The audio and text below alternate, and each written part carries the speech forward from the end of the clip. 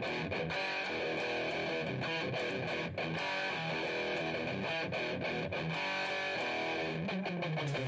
it's me, Shane, Gemini Garage, and today we are going to do the Mars mod 11 meter mod on this Icom IC-7300. Pretty cool radio here. This is actually, if you watch any of my other videos, I had a Zygu or Shigu X6200 radio, and for whatever reason that didn't quite work out. But this is the pretty much the replacement for that radio. And I like all my radios to be open transmit and full open receive. Some of these radios you actually can't even receive on 11 meters, and then others you just can't transmit on 11 meters.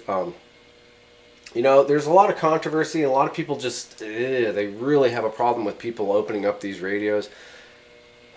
As long as you're not causing any problems, I really don't see an issue with it, especially with the receive thing, because it's nice to be able to listen. As far as the transmit goes, you can vary the power on all these radios these days. So if you want to turn the power down and transmit on 11 meters in an emergency, you could do that. I happen to live right off an interstate, so I still hear and listen to a lot of trucker traffic. And I'm telling you right now, if I hear a pileup and I can't say anything to anybody because I happen to be on this radio and I'm locked out, it's going to kind of PO me a little bit. So for me, just for emergency situations, I like to be able to transmit if I have to. And the other thing too is it could be an emergency situation where when communications go down, everybody goes to their radio. Like I said, there's still a lot of people using CBs and the other parts of 11 meter as well, 10, 11, and 12 meters. So kind of nice to at least know how to do this in case you ever had to. Again, there's a lot of controversy over this kind of thing. A lot of people just hate people that do these things or do them, but you know, the whole idea of buying one of these radios and even getting your ham ticket is you're trusted to be a responsible person. And so as long as you're being that responsible person, you know, every hobby, every, you know, kind of thing that people enjoy has its little thing where it's kind of on the edge. Everything's got its rules and regulations, but, you know, there's always that thing that kind of skirts it. You know, with the firearm community, it's, you know, how many rounds can you carry or how fast can you shoot? You know, with the automotive community, it's, you know, you're not supposed to modify your exhaust system, and, you know, and then it's just, and with the radio community, it's kind of, you know, modifying your radios to talk on 11 meters, or even worse, I think worse, using, you know, really high power amplifiers. And so once again, I just kind of look at it as just being a responsible human being and a responsible person. No matter what radio you own or what you're doing, you shouldn't be bleeding over on people intentionally or accidentally, and you shouldn't try and jam channels and all that stuff. So but anyways, like I said, there are legitimate reasons where you might need to get in here and transmit on 11 meters. And like I said, beyond that, there are some of these radios that you can't even listen on. And you should be able to listen, in my opinion. So we're going to open this thing up, and I'm going to show you the couple of diodes in there that you need to lift or remove so that you can receive and transmit on 11 meters.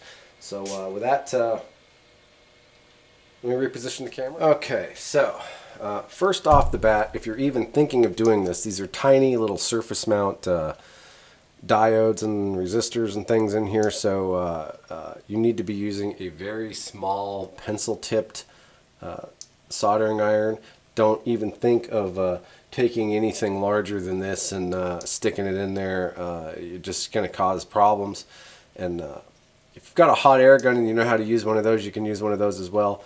This almost works just as well, because the hot air gun, you still got to kind of heat up sort of a whole area there, as to where this is usually just enough to either lift it up or remove it altogether. So the other thing you want to do also is understand that you're modifying this, and because of the nature of the surface mount and everything else, you could potentially lower the value of the radio. It might not be worth as much after this modification's been performed, just an FYI. You can buy them brand new from you know, some of these major places where they've already done the Mars mod, and they still have their warranty and all that. But if you do it on your own, you're probably gonna, you know, avoid your warranty and this, that, and the other. So anyways, just a little disclaimer there. Of course, the first thing you want to do is turn it off. And then of course you want to unplug it. Then we're going to unscrew our coax. Alright. So basically you've got,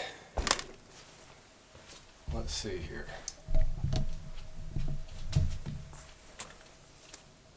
You've got a screw here, a screw here.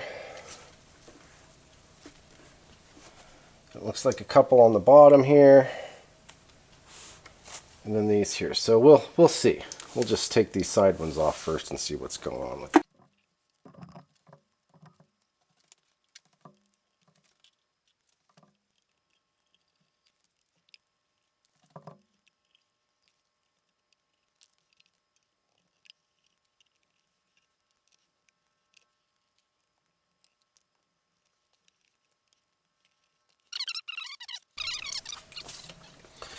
Okay, now from looking down into the radio, again, this is the front of the radio here, and you got the bottom cover off. You got this chip here, this one here, and then this one here, and then you'll see this ribbon right here. Very important to make sure you don't accidentally touch this with the soldering iron when it's going. You got that little plastic connector there, that little chip there, and that one there. What you're needing to get is these little diodes right here. They're really, really small, as you can see. And there's this first one here, which I believe is 422. That's the number it's given. And this, you got the second one there, and then the third one is 416. You're supposed to remove 422 and 416. 422, this top one, is the transmit. Some say that you don't need to remove this 416 one on an American version because it's already unlocked. I'm not sure of that or not. I've noticed it seems like this thing receives on 11 meters, but it seems like it doesn't receive as well as it does on some of the other, but maybe that's just me, you know. Yeah. So again, we need to pop that one off there, and then spare space. So again, we need to take this one up here, this top one here, and then the jury's out on this third one here. I'll have to check it after I take this one out and see if everything's like it's supposed to be. So again, this is kind of the part of the board we're working on here. Again, you got your big chip here and your ribbon here, and then this chip here, and then your little tiny diodes right here. And it's this first top one here. You basically got 3 rows of these things, and it's this top one here all the way to the left. That's your transmit, and then like I said, the third one after that is supposed to be the receive, but supposedly it's already opened up in an American one, so or a US version, I guess I should say. So okay, so again, we've got our little plastic plug here, this chip here, and then our 3 rows of diodes here. And it's this top one here we're going to take off here, and then if everything seems opened up and like it's supposed to, I'll go ahead and leave this third one here. But generally speaking, it's this top one here, 422, and the third one here, 416. This one here you leave in place, and supposedly this 416 one you can leave in place if it's an American version. We're going to go ahead and we're going to heat up our soldering gun, and we're going to just lift this thing up here. Either lift it up or take it off altogether. I haven't decided which I'm going to do yet. So again, you need to use something with a very fine tip on it.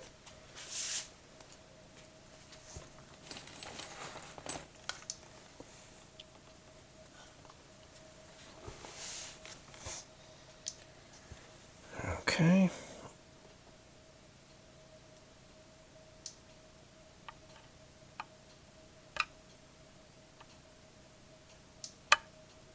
Alright, I think we got the one end lifted up on that.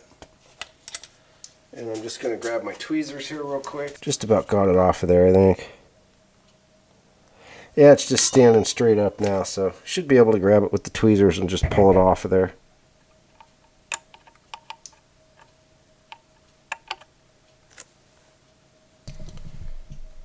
Alright, and there it is. There's our diode that was right there. is now right there. You can see how unbelievably small those things are. It's just ridiculous almost.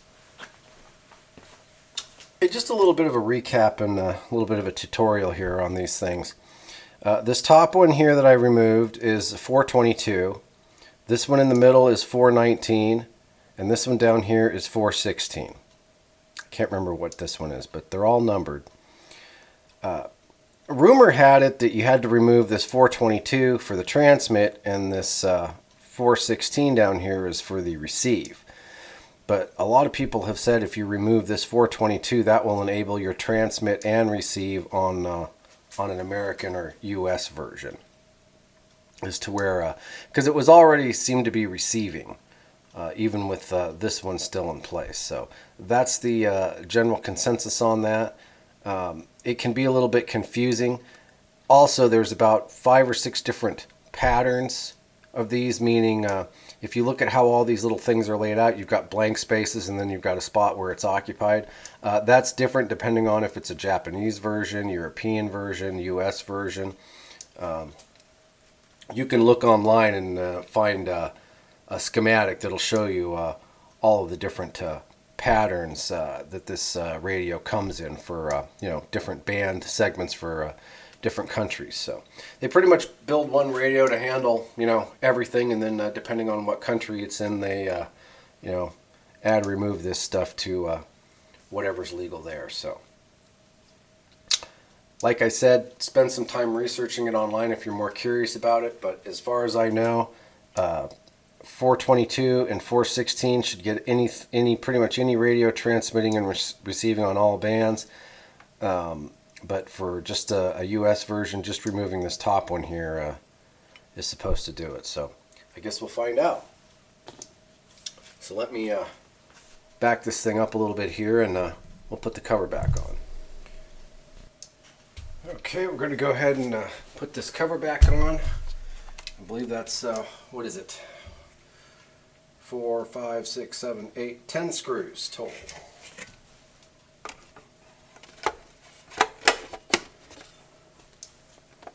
Okay. Make sure you use a really good, sharp, fresh screwdriver for this. And, if you've got a kit that's got multiple ends, make sure you get the exact or pretty damn close right size end for this, because these screws are in there pretty tight, and you don't want to end up stripping them.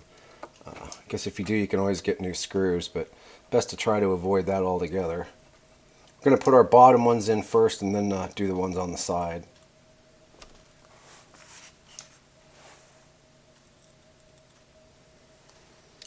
And they are all the same, so good news there. Okay, so I guess we need to flip this thing over here and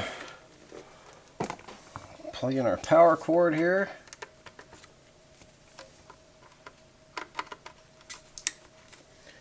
Hook up our antenna coax.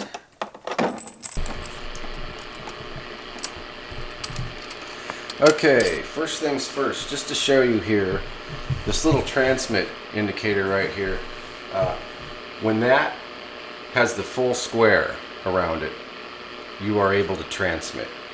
If it has a little dotted square around it like that, it's kind of hard to see, but then you can't transmit on that. And so you can pretty much transmit on everything except for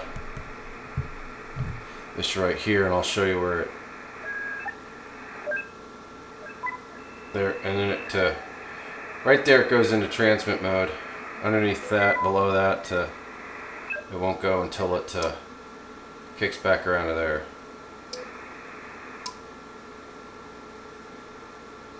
You kind of see that transmit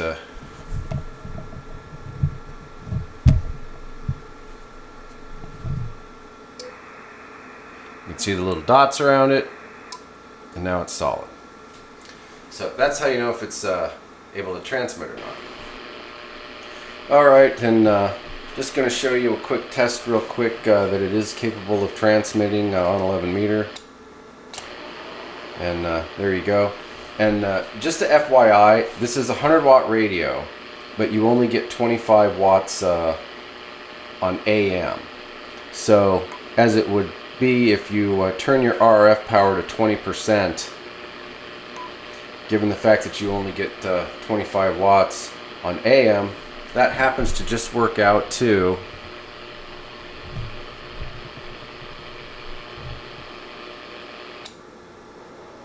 4 watts. So, if you ever needed to transmit in an emergency situation on 11 meters and you wanted to make sure you were at least within the allotted power requirements, there you go. So, okay, well, I think we're good to go there. That seems to be all it really needed, was just removing that top one, 422. Everything else seems to be working like it's supposed to. Seems to transmit just fine, so along with receiving everything. So I think we're pretty much good to go there. Like I said, you know, just be cool, be responsible about it, don't be an idiot, and enjoy your radio. And again, you can enable these to just simply receive if it doesn't already without the transmit option. So anyways, I hope you learned something. I hope it keeps you happily listening and talking on your radio. And until the next video, Shane, Gemini Garage.